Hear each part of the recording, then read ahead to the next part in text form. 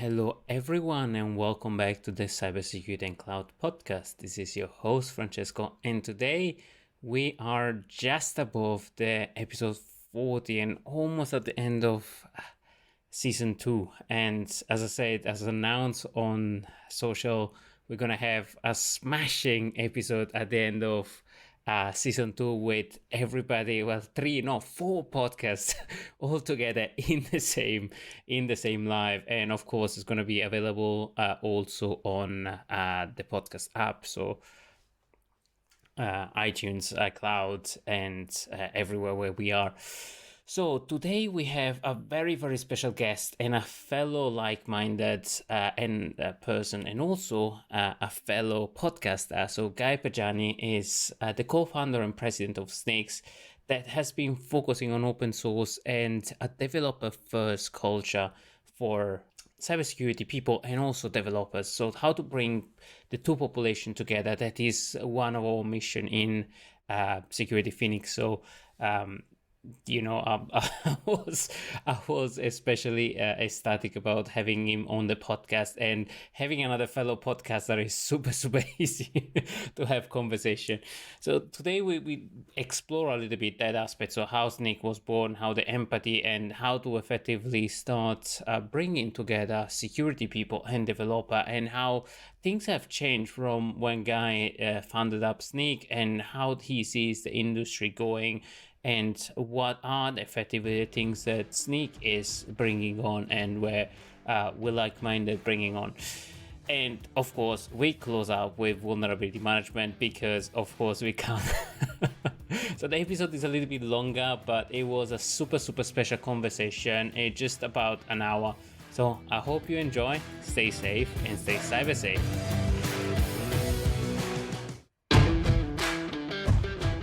Welcome to the Cybersecurity and Cloud podcast, the podcast where we learn from cybersecurity experts how to stay safe, private, and secure on the cloud and in code. CSCP is hosted by Francesco Cipollone, your cybersecurity friend with a passion for all things cyber and sharing stories of other professionals with you.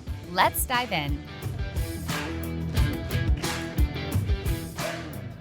Hello, everyone, and welcome back to the Cybersecurity and Cloud podcast. Today, we have a super special guest, so sorry for my voice to be a little bit trembling, but we got Guy Podjarny, that is effectively the co-founder and president of Snyk, a fellow podcaster, so we spent probably 10 minutes discussing on podcasting and how to podcast. But it's really good, and it is really natural to have another podcaster, because he knows all the trick and tips, and it's really easy to have it as a guest. But Guy, thank you so much for coming on the show. But can you give our audience, for the rare people that doesn't know you, who you are, what you've been doing, and what you've been up to? Thanks for having me on. It's always fun to just kind of share views and kind of help us kind of collaboratively learn here. So I'm Guy Podjarny, or often go by Guypo. I am so today I'm indeed sort of president and founder of Snyk, which I'm sure we'll kind of dig into. My background, kind of rough history, is I was in I'm Israeli. I was in the sort of cyber parts of the Israeli army, and after that, so that got me into security. I was kind of a geeky kid, doing into computers at the time, but then after that, sort of got into more security parts, and then went into the AppSec industry back in the very beginning of 2002 in a company called Sanctum that built AppScan, AppShield, some of the early AppSec products. Sanctum got acquired by Watchfire, got acquired by IBM. So I kind of went through that process of 8 or 9 years. During that time, I moved to Canada in the process, and then decided, after during that time, and I'm sure we'll sort of dig into developers and security here, but during that time in AppSec, even in the kind of the early days, we were saying shift left, and we were saying security needs to be built into development. And we kind of failed to do that during that time. We succeeded financially with the products, kind of building security products for security people, but we couldn't really get there. But still, within IBM, the company or the group within IBM that acquired us was Rational, which was developer tool. So the premise, the aspiration was there. And as I left security after that, I left. I felt I needed to. I wanted to found my own company, so I left IBM to found a web performance company called Blaze, which made websites faster. And Blaze was acquired by Akamai, and I was CTO at Akamai for a bunch of years, and that was a really kind of fascinating period of time. Both learning, what's it like. I was CTO of a $700 million a year business. So learning how do you mobilize it, how do you drive innovation, but also during kind of that performance stretch, I had a bit of a front row seat and participation in the rise of DevOps, and so super insightful, I think, for me to just sort of see the change of the industry. Performance was one of the first industries to have been disrupted, and then from there, with Akamai, I moved to London for a variety of kind of business opportunities, and felt like an adventure. Decided to stick around here, and then left to found Snyk. And I was the CEO of Snyk when I founded it, and about a year and a half ago, decided to bring someone a better CEO at Peter, and kind of a free me up to do what I'm better at, which is sort of more longer term thinking and vision. Hence my ill-defined title, president today. So that's me. And as you pointed out, I run a podcast called The Security Developer, and I write and talk a fair bit publicly on topics I'm passionate about, like security and entrepreneurship. And I guess that's a fantastic journey, but I guess content-driven discussion, I think it's the best way to deliver, because I think especially in the last period, we've been blasted with content from anywhere, any kind of company right now are just doing, let's create a podcast, or let's create this, without realizing how complex and how much thought process it requires to fall into a podcast. But before we dive in on the amazing journey of Snyk and your amazing journey from CTO back on security and security back in technology, is really, really interested. Maybe you've been in this technology journey, or effectively AppSec journey, since the very beginning. What is your view on right now? What is the state of the industry, the state of the art, and where are we? What are we doing good? What are we failing still at? What's your opinion on? There's a shift happening right now. I think Snyk's success is not unrelated to it, but I think there's a certain acknowledgement. When I look at the last 20 years or 20 plus years, well, I'm feeling old here, of my time kind of in and around AppSec. At the beginning, AppSec was a new concept, so we had to explain to people why SQL injection was a thing, and why should you care, and so at the beginning, it was really just a realization that security at the application level, as applications became powerful, was something they should worry about. And we had all these charts showing how 75% of the investments go into network security, while 75% of the attacks are at the AppSec layer. So I think that formed probably for about a decade. The understanding of the importance of AppSec got established in certain practices, and with it, the inefficiencies around finding it later. And I think what happened in the subsequent decades, and sort of in the 2010 to 2020 stretch, is maybe a growing acknowledgement that things have changed once more. That it's not the same applications that we knew before. That it's not the same development processes that we knew before. And what I feel is that today there's a certain shift in realization. Even if I look at sort of Snyk's sort of 5-6 years of existence, at the beginning, I think the notion of being developer oriented within the security organization, being a service oriented developer organization, having engineering skills within your security team, so you're building tools and such for it, was quite novel. You had to look hard to find them. And I think today, especially in cloud native companies, and then subsequently in larger organizations that are looking to embrace cloud native activities, it's becoming the norm. So I'd say we're still in the early rounds of those. We're still most security organizations are not structured this way, but I think we're tipping the balance where most security organizations understand they need to be that way, and are starting a journey, even for those who are far along. So I'm sort of optimistic today. I feel the penny dropped, and now it's more about how do we action it and how do we make it a reality. That's great. And I think I want to circle back on the point on we are at the beginning of the journey. We've been on, OWASP is just celebrating the 20 years. And you're just saying, like, we were starting on looking at AppSec 20 years ago, and now we're just starting to get into that motion of actually software security is something that it actually matter. And I think from my perspective, I saw that infrastructure security is something that we kind of got around it, patching or non-patching. So now the new wave is actually software, because as you mentioned rightfully, with more organization moving towards cloud, into more engineering first mentality, kind of the infrastructure become ephemeral with serverless and everything. So I think there will be much more focus, even more now, on building software. Every company is a software company, is a dead company. So the software problem will be more and more. And I think what I would say is the other thing, as I see it, there's been a shift from AppSec to what we call cloud native AppSec, which is in the world of classic AppSec or pre-cloud applications. Applications are some code and some libraries, and they sit on top of this sort of hefty IT stack that is centrally managed, that has servers and networks. And if you're a developer and you want a server or you want a port opened in the network, you open a ticket, and that probably sounds awfully familiar to a lot of listeners, right? It's you open a ticket, you get a server, you open a ticket, you get the port. And there's a big IT security or IT organization that is typically quite security minded, that has all sorts of tools to help keep that kind of stack secure. Some do it better, some do it worse. But in the cloud environment, all of those layers are now APIs. They're now files that are in your repository, your kind of Docker file defining your container, your Terraform or kind of Kubernetes config file or Helm chart defining your infrastructure effectively. And so I think it's almost a different industry, right? It's a growth. There's sort of these two things happening at once. One is an understanding that developers need to embrace security, and and that it's gone from being an efficiency play, just find them early so it's less costly, to a necessity that nothing else will scale. And then the other thing is that the scope of the app has changed. It's gone from an application on top of an IT stack to a cloud native application. And we need to adapt to the industry.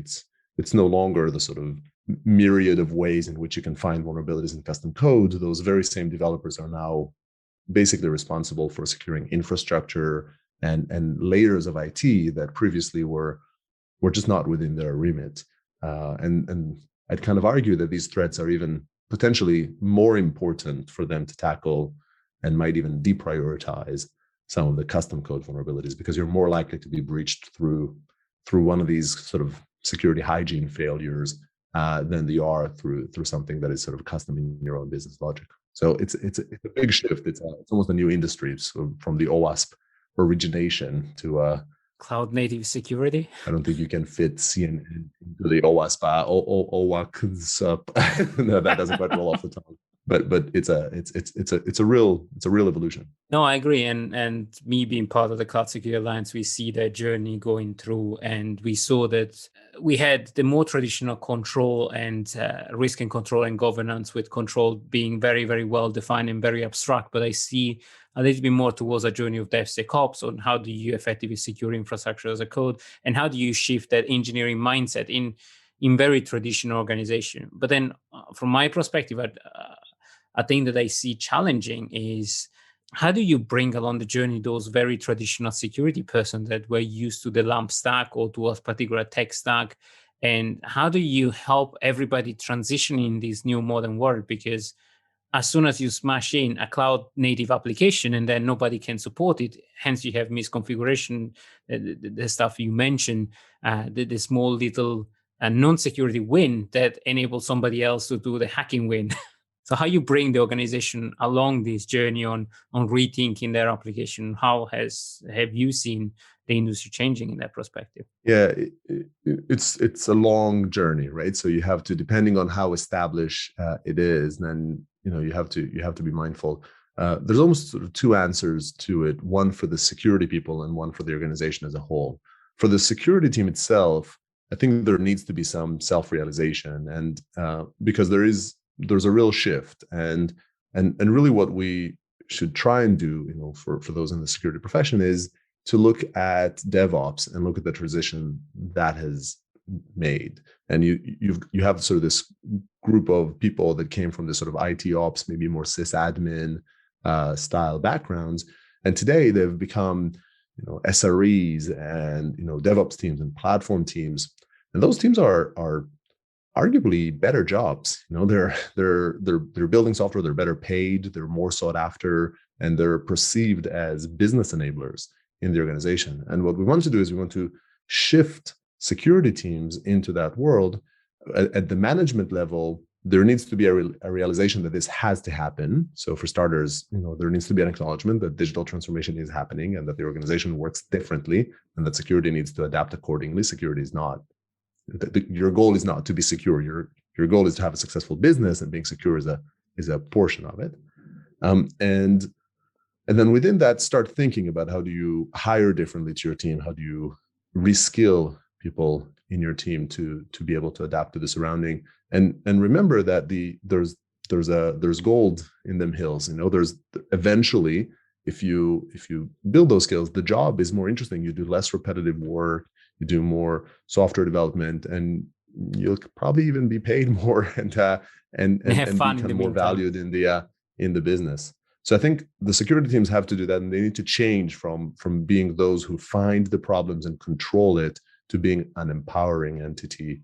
And I don't think there's a single motion at the leadership level. They just need to understand this, and then from an implementation perspective, they need to think about the skills in their team, the attitudes in their team, and take a page out of the change that the ops industry has undergone.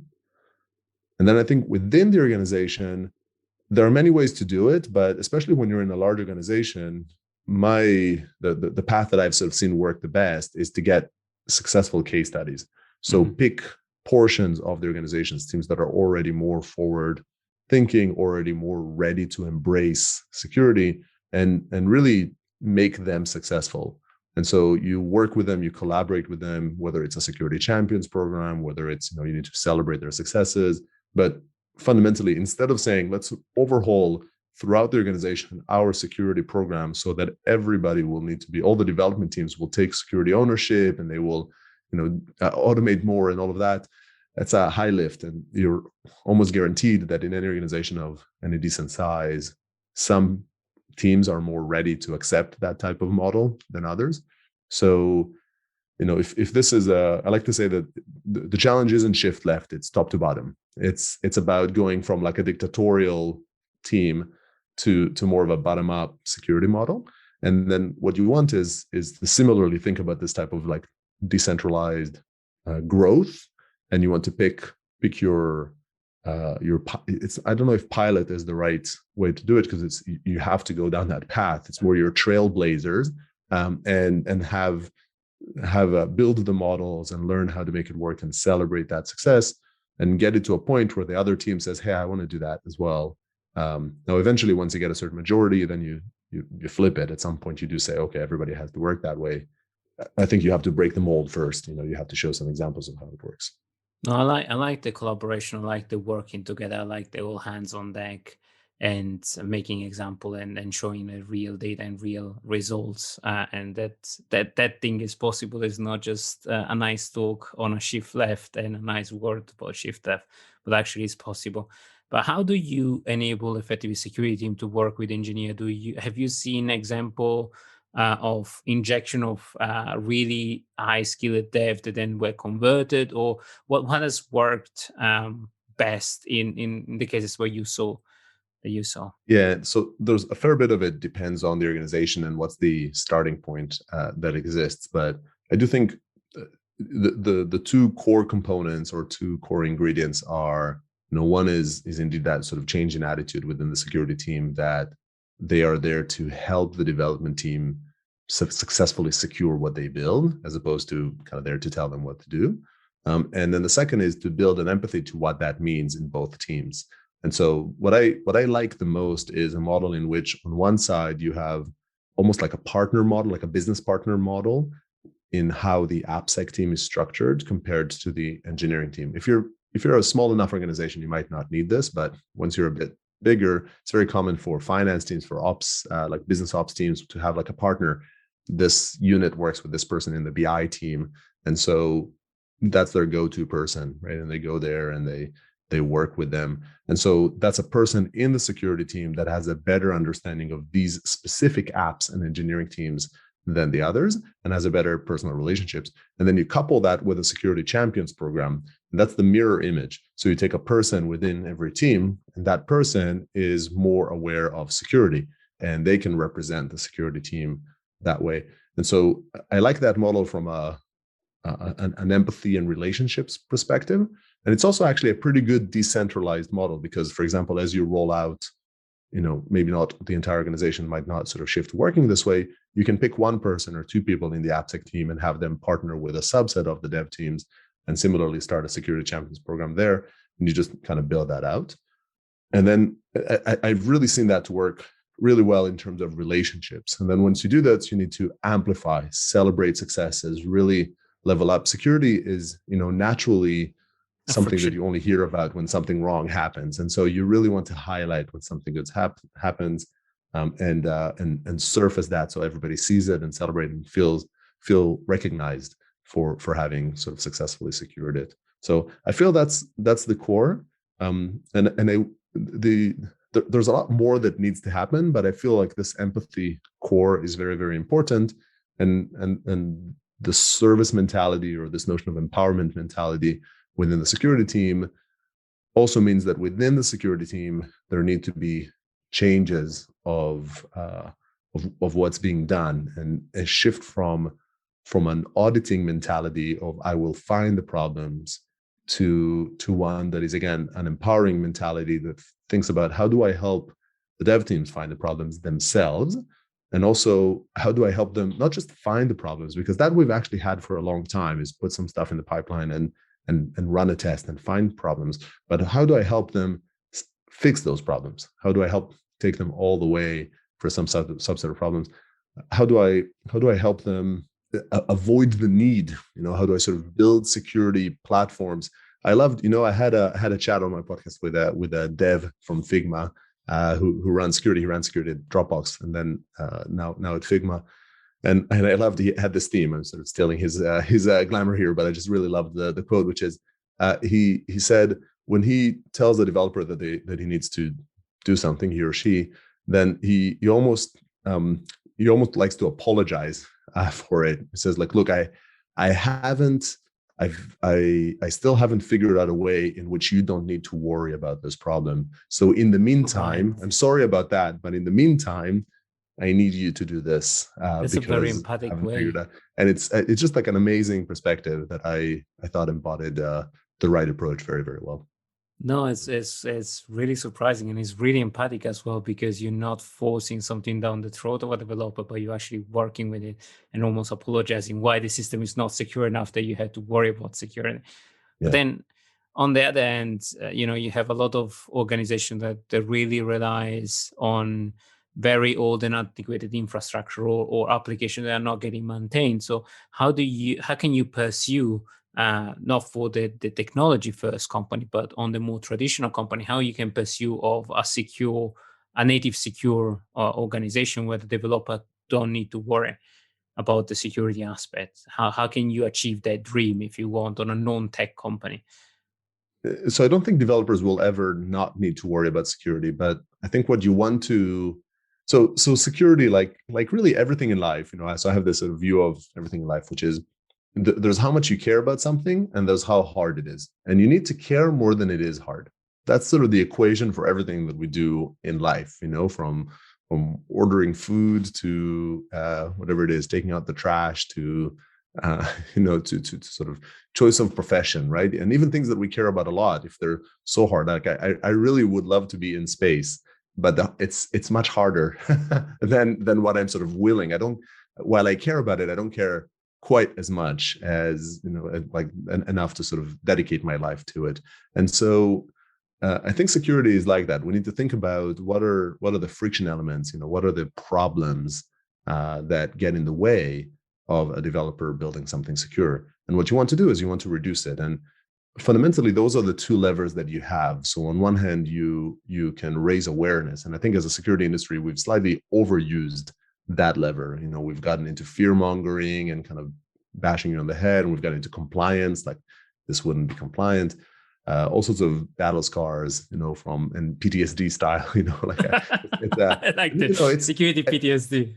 Yeah, and it's I can't say that it's zero impact. Like, people are more aware of security, but it's just it only takes you so far. So I think what we really should devote more energy to is the other side: is how do you build it in? And And this ranges in a there's a whole world of means in which you can do it. If the organization is a more low-tech organization, can you introduce more constraints? It's okay. Can you kind of provide with, like, React is a great example of, all about eliminating cross-site scripting concerns. Okay, so can you actually drive, some functional decision like that, right? If you want people to validate input, can you give them a relevant library that fits your description of what that means? And so it's really about just thinking about, what do they need to do? What is it that you're asking them to do? Sometimes it is just about visibility. Sometimes it is just about, hey, surface something, that when I do this problem, and then how do you surface that, as early as I can? And be careful not to add friction. I think what security tools have done when they try to sort of shift left is, in an attempt to make security easy, you make other things harder. So if you doubled my build time, then you might have made security a bit easier now, but you've now made everything else I need to do harder. So that's not a very good compromise. And so, but I think that's the perspective. It's just, how do you simplify it? And I think that applies to, the highest tech. Netflix has that concept with the paved road. You define what you need to do, and then you create a set of technologies that implement that and make it easy. The whole thesis there, even to Netflix caliber developers, if it's easier, more people will do it. And it's true all the way to the mom and pop shop, entry stage developer coming in to do a problem. Everybody, if it's easier, more people will do it. Nice. I like that. I'm going to quote you on that. If it's easy, everybody will do it.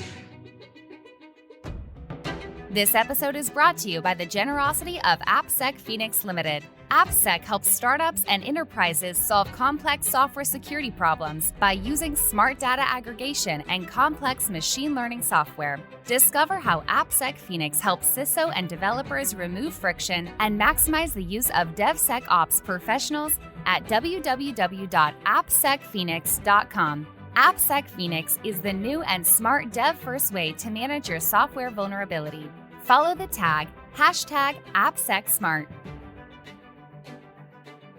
You mentioned something that it's really important, and I struggle for a long time of, we have a bunch of security tool, and automation security and doing security at scale definitely is going to help bring in that visibility up. But then we face the issue where doing a scan could take days. So do you do that online? So do you do that for every build? Do you break the build concept, or do you do security in parallel and move towards more risk management instead of just saying, fix all the bugs, fix the bugs that we are, conscious and in a more risk management way? Where do you see the organization, or if they are equivalent? Yeah, I think we need to remember that all of these things are journeys, and so it depends on which stage you're in, and maybe your tolerance for risk for a variety of things. I would say, so part of the reason that I think Snyk has been successful is that we managed to sort of blaze a path to getting developers to do security, because we provided something that was very easy, but we also picked a problem space that was both very important around securing your open source usage. And today we do much more than that, but that was our kind of starting point. And also one that in which we could figure out, how do we provide a solution that is fast enough and is easy enough, right? So fundamentally, when you think about Snyk, and sorry if this sounds a bit, advertising, it's less about that and more as an example, is to say, when you think about Snyk, it really became, why wouldn't you use Snyk? We really simplified. I'll tell you some examples from our journey of learning. At the beginning, we created something very easy for you to install locally. So you can npm install Snyk test, and you find issues. And that already required a certain amount of technology investment, but it was very, very fast, and you can put it in the build. Challenge was that for developers who weren't yet, for a lot of those who used it and liked it and tweeted about it and such, they didn't put it in the build because that was still too much effort for them. That was still too concerning about what if my build breaks and all that. And so we built the Git integration. So it really is super next. You're in there now. And not only did we do that, we introduced, I think today people conflate the build and the pull request tests. So builds are gatekeepers. It's an opportunity to draw a line and say, thou shall not pass, because it's too harsh. You can't, or you shouldn't pass because there's a problem that's severe enough. But it's also a big deal to break the build. You need to be mindful of it. Pull requests are where code review happens. Pull requests are really where you get an opportunity to be a helpful virtual teammate and say, hey, here's a problem. And you don't have to break, you don't have to fail. You can actually provide information. So those are examples. And lo and behold, more people did it, and more people used it and more people were successful. And then once you're in that place, so say you chose open source security, ideally you chose Snyk if you have good taste there. But then if you came along and you put that in, that's a good starting point. And then your dev team has become more security aware. Maybe they overcame some of the PTSD from sort of past tools that they've engaged with. And now they might be more amenable to working a little bit harder, maybe for the next problem that might demand a bit more from them. So you can do this journey with specific threats. So you can run static analysis and only look for some subset of issues or the likes. And I think our job as technology providers like Snyk, we always try to find ways for you to need to do less compromise, right? So when I believe that our sort of static analysis offering that's newer, Snyk Code, is different. So it's an order of magnitude faster. And sorry, I'm getting so fully promotional here, but it's no, don't worry, it's new, and a lot of people don't know it actually. Yeah, so it's a new static analysis, and I used to say I built a static analysis product a good decade or more ago. And when I started Snyk, I used to say that we wouldn't go into static analysis unless we managed to invent some new math. And I think what the team has done, basically, in the Deep Code company that we acquired, is that they kind of invented new math. And as a result, it's a scan that is an order of magnitude faster, 10 to 30 times faster than the alternatives we've seen. And that implies that it's easier to put it into a pull request. And it runs on source code, not just build code. And so you can deploy it across your Git, and you don't need to go pipeline by pipeline and put it in. And so all of these things are like, what are the obstacles? What's the friction? What's the pain that developers have been experiencing? And then, of course, at the end of that is also accuracy. And if the results are noise, that's no good to you. But it's about, on one hand, you've got the tooling industry, Snyk being a part of, and it's our job to help you have better and better alternatives, in front of you as a security organization. In the security organization, you need to say, okay, what are the options available to me, and how do I gradually bring the developers along for the journey? And I was actually just the other day was on a CISO roundtable, and one sort of advanced fintech company was talking about how they started with critical vulnerabilities and kind of said there's no critical vulnerabilities, and then they went to high. There's no high, and now they're at a pinch where there's no medium vulnerabilities coming along, and the reason for that is because the development team got used to running local scans and ensuring if they broke the build every time a new medium came along, and that was the first time that it got introduced, it probably wouldn't fly. But the development team got in the habit of running tests as part of their local development, finding these problems, addressing them, or at least acknowledging them, as they allow. And then proceeding onwards. So it's the journey, and you need to, if you throw something overly heavy on your developers, then it won't fly. I want to say one thing maybe to counter this, which is I also see teams that go too far. I see a lot of security teams with PTSD, maybe, that are afraid of what happens the one time that they broke as an important build. And this was especially true at the beginning of Snyk, where we would go to a security team. Mostly we talk to developers, but the odd time we talk to a security team in the first couple of years. And they would say, hey, can I run this Snyk test in the build, but can I funnel those results so they go to Splunk, to the side, and I run them over there? It's like, yeah, you can, the product is easy to do that with. But developers are okay with getting the outputs of this build. Most of the people we talk to are developers, and they're okay with putting this in the build. It will only break on relevant cases, and the information is useful for them to deal with on their own. So you also need to be careful not to go too far, and you want to make it easy for developers, but you don't want to move the load to you. You don't want to say, hey, I'll do it for you, at least not in the long run, because that won't scale. You're not solving the problem. And what's your perspective on that?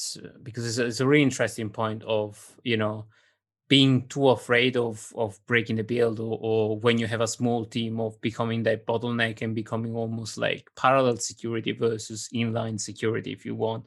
I tend to call it that way. But what's your view on the whole vulnerability management space? And that's effectively more around, you have so many vulnerabilities, and especially at the beginning of the journey, that you need to prioritize and you need to decide. And then on the back of it, what's your view on the frictionless element, on, very frictionless tool, but very noisy, versus the other very precise tool?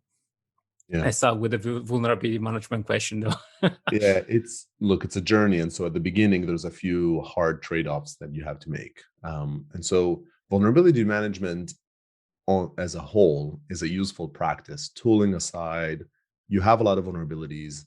They are important. It's true for quality bugs. It's true for others. Vulnerabilities are, there's good reason to think about managing vulnerabilities on their own, because there are compliance requirements that relate to that. There's a different set of expertise, and you probably want to look at them as one backlog and prioritize them accordingly. But they're not unique in that there's an infinite backlog that you never get to. That's true for basically everything in your product. And so in that sense, they're not that different. It's not that vulnerabilities have some unique problem the development teams have never really encountered of this sort of infinite pool. And so what you want is you do need to maintain a backlog, and you do need to have a certain sequence, and you need to rationally interact with the product teams and the engineering teams, and agree on the amount of work and level of urgency, the amount of investment and level of urgency needed to address different issues. And so I think fundamentally that process has to happen. I think most vulnerability management programs are just not very good at it. What they're trying to do is they're trying to say, hey, I will just sort of purely do this sort of work here around the risk management, and I will pick the top ones, and then you have to do them. It's a very element, and it's just not very collaborative. Sometimes they're right. Sometimes from a compliance perspective, you have to do them, but you need to be collaborative with the team. You need to understand, the balance, the trade-off of taking on this risk. And the other thing is, sometimes when you're only focusing on risk, you're not factoring in ease of remediation. And the people that best know what's easy to remediate are the developers. They're not the security people. And so if you work collaboratively, you might actually find that you put 5 items on the top, but actually your next 5 combined are as easy to fix as one of those other top. So I guess what I would say is vulnerability management is necessary. It should be done as an aspect of quality. I think the one catch to my statement that might be, if someone's sort of hearing it and says, that's a nice and naive statement, I also have auditors, like I also have compliance people coming along. And I think you need to understand those, but typically the threshold for compliance is far lower than the threshold for being secure. So you do need to be compliant, and some guardrails have to be there. Again, it's not that unique. Systems have to be up. If there's something that's taking down the system, it has to be fixed. Lo and behold, right, there are a lot of functionality requirements that are deal breakers, and they have to be addressed, and bugs. So it's not unique to the security industry. You want to streamline it. You want to be a part of the natural kind of prioritization that happens. And I think there's good and bad here that happened. On one hand, you see a lot of vulnerability management tools, actually, I think probably everybody today, that have the ability to log a ticket into Jira. And that's a good thing, versus historically having those in a different system. The problem is that a lot of tools end there. Even worse, a lot of tools, the fix action, they tout remediation and fix, and that fix action is logging a ticket in Jira. Logging a ticket is not fixed. It's not a solution. Logging a ticket is completing the auditor's job. It's look, I'm done. I logged it. Logging it is not the fix. And so I think that's something to be wary of. You kind of get that Jira ticket and it says, look, I integrated into the developer's workflow. I logged it in Jira. Developers' workflows are a little bit more elaborate than that, and you should make more effort.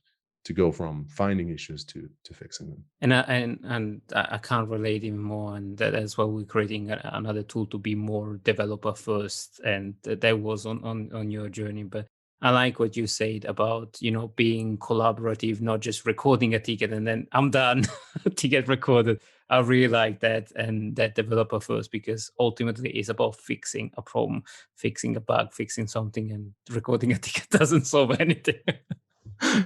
But no, that's great. And we almost about time, but there was one interesting question that I always wanted to ask of, you cover different hats and different roles. So how did you felt about going from a CTO to a more security focus? And did you had that internal conflict of, when you needed a feature to be fast, and then how much security you put in? Because that's a journey. Any kind of startup on the technology side, I think if it finds, and if it comes from a security background, is even more gruesome. And I'm telling you from a personal experience. Yeah. So how did you find that journey? So I think life is full of kind of balances, and there's a lot of things you want to do, and some of them you don't have to. So I think for me, security was interesting. So founding a performance company, I was very security minded there because I came from security, and then built a performance company, and was still always close to security in Akamai. And I think at Snyk, founding a security company, it was a little bit easier to focus on security because we kind of had a bunch of paranoid people. So even regular development, we had to fix a little bit. We had such a great security culture that we were pretty poor in security sort of structured practices because we were just very a lot of people cared, and so we did a lot of things right. And we had to make an effort kind of somewhere in the middle to actually just institute a bunch of practices as we got bigger. And at the beginning, it was just a lot of very, very, very security, high level of security expertise amidst the team. And so I think I got lucky a little bit that in that sense, security was always top of mind, and I didn't have to terribly compromise. Interestingly though, because you talk about those compromises, so again, I'll say security is not unique. For example, at Snyk, one of the things that I had a hard time with, and now we're sort of fortunately, have been fixing, is that Snyk's performance was pretty crummy, for a little while. So like the Snyk core product was very performant and very fast, to not slow down the build. But a lot of things in the portal and even something on the website at times, and I was going after sort of pitching and promoting performance at Akamai, and I fully understand the impact of business, on business if you're building a performant website. And and yet it was me making also the explicit decision to say that is not the most important thing for us right now to invest in. So sometimes you do need to remember, whether it's performance or security, that you can be secure all the way to bankruptcy, right? Security is very important, but it's not the only thing that is important. What's important is building a successful business, providing real value to customers, to users. And security is a very important part of it, and you need to work. It's not naturally visible. It doesn't have a natural feedback cycle. So you have to work to make it visible and not forget it. But also sometimes it's right to take risks. Sometimes it's okay to say there's an appropriate level of investment, or something else is more important or more urgent to address. And it's all about the balance. It's all about making conscious decisions and then standing by them, right? It's and any decision you do has consequences, and hopefully you get it right. No, I like that approach, a risk-based approach, a proper businessman. Yeah. Well done. Thank you. And maybe one of the last one, but one of my more important and question and principle is around diversity. And I really like the culture that you guys have built around Snyk. Very open communication, very forward thinking, and very open company in terms of diversity in throughout every aspect. I've been interacting with a lot of you guys, and I really like the way you guys think. But how did you make sure that the company grew with the right principle as a founder and the right value, and that everybody actually, if you want, drink the Kool-Aid and was bought in those principles? Yeah, I think first of all, it's great to hear. Thanks for that. And I take great pride in the culture that we've built at Snyk, and I've always said that I want to I possibly even care more than I care about building a successful business is building a great company and building a place that I want to come work at that represents, my values and what we care about. And this was actually a consideration for me when I founded Snyk. So I remember me saying this, and I think the statement still holds, which is when you come back from Black Hat, you kind of want to curl up in a corner and cry. There's like a certain amount of like the world is broken, nothing will ever work. Everything is there's a certain culture of one-upmanship, and I can break your stuff, and nothing is good that comes out of it. And in performance, I was going to Velocity. I was in the programming committee there, and I was very involved with that conference for many years. And you come back from there and you want to kind of sing kumbaya. There's like a lot of people there. The web can be better. We can make the world a better place. And we'll, it's a world of ops. It's also resilience. It's also risk management. But the attitude was night and day. And so I actually debated whether I want to go back to security after this sort of great scene. And my commitment at Snyk was that we will model after the dev world, the DevOps world, and that we'll build a developer tooling company, not a cyber company. And so everything that we've built, I'm very proud of it, and I think we've done it well as well. But it was modeled to begin with after companies that were just from a very different world. They were from, modeled after the GitHubs of the world and the New Relics of the world, and there's sort of the dev tooling leaders that I've seen at the time. And naturally, it's open to the community. It's transparent. We ship publicly, we talk publicly. It was always inclusive. We built a company in 2 locations, in Tel Aviv and London at the beginning, and then we added Boston and Ottawa. And in those locations, but we intentionally, I split the teams. So even a 5-6 person team, there's no team that is co-located. Teams are always in multiple locations, and that forced collaboration between the teams. So it created a one team. And it's just a constant attention and investment, being willing. We let go a bunch of people that were capable people that just didn't fit the culture over time, and we've even more so didn't hire people, but we had a few. And sometimes, once you establish a sufficient core, it stands out when somebody's not there. And you need to be very harsh with if there's a risky flag, if there's in the interview, if you're not sure about culture fit, you need to be really quite committed, to say, look, be willing to walk away. And we've done it, and it feels bad at the moment and good tomorrow. I like that. And did you do anything to actually portray the culture or display the culture outside before the hire, so to show Secret that compatibility and really showing how do we live and breathe in Snyk before? We try to advertise the culture as a whole and kind of share it. We're also naturally transparent, but look, we invest a lot in diversity and inclusion all along, anywhere from checking the wording of our messages, job postings that we post outside to ensure they're inclusive, to being very attentive to any commentary that comes from our team or from outside about it.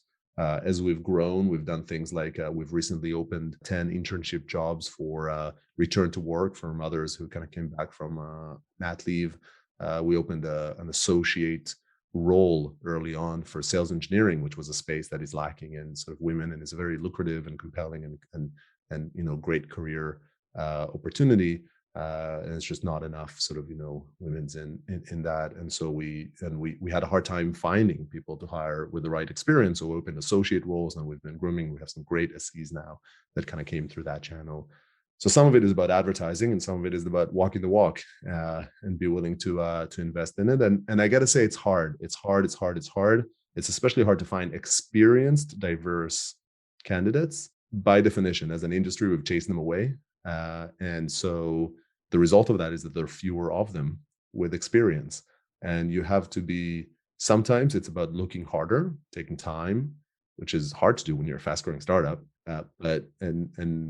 And sometimes about growing people that are inside. Sometimes it's about being willing to invest and build up a bottom-up motion here as well, right? And just open up and be willing to take in and mentor.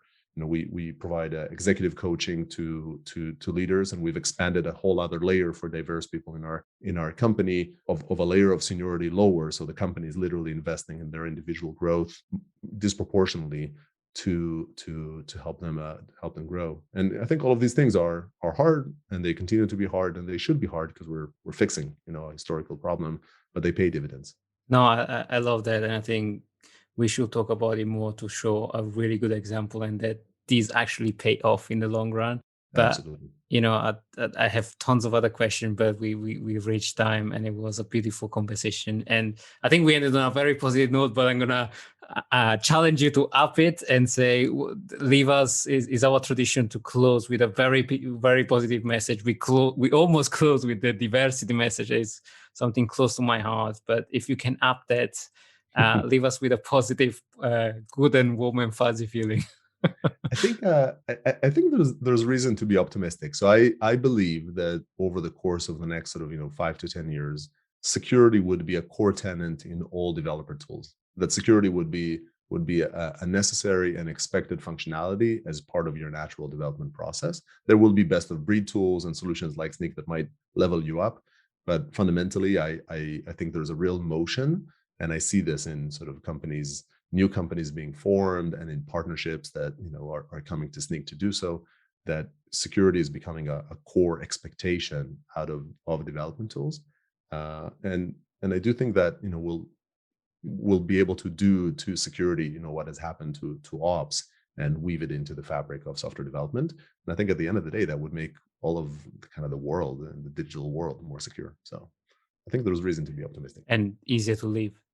Thank you so much, Guy. But for anybody that want to follow you, want to listen to the update aside from Snyk, where they can find you?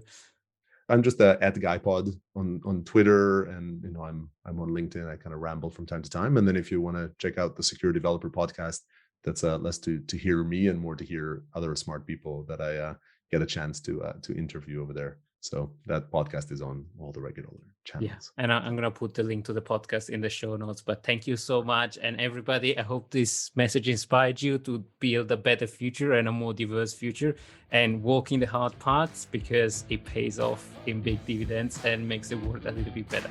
This is Francesco. Guy, thank you so much for coming, and stay safe and stay secure. Thank you.